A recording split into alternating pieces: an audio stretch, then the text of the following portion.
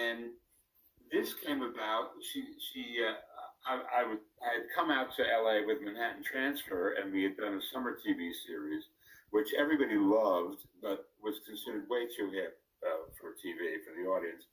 And I was bemoaning this, and she said, "Oh, come write the Brady Bunch. They'll never say you're too hip again." And so I went in and I met Sid and Marty, and I wound up doing it. And we only do 9 of them because it was on what they called the wheel. Yes. Once every 3 weeks. The Hardy Boys and Nancy Drew and us. And then you. Yeah, and me. So we so we only had to do 9 of them. And of course, what they didn't tell the actors was that it was going to be a show within a show, that they were going to do Brady stories.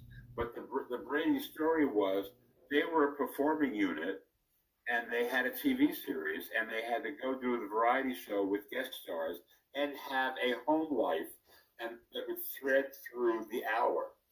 And so, and this happened because the original idea was to have the Partridge Family.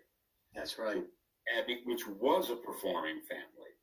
So that would have made it all that much easier. They'd finally be off the bus and in LA doing a show. They didn't want to do it.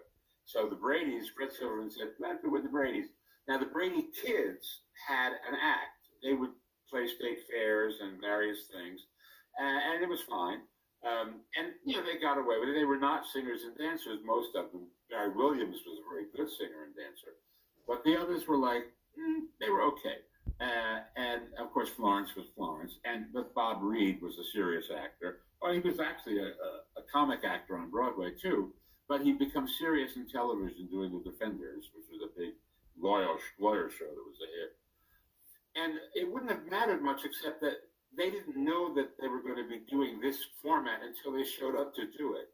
They thought it was going to be another version of the Brady Bunch, like, only an hour with somehow musical numbers in it. Nobody explained anything to them.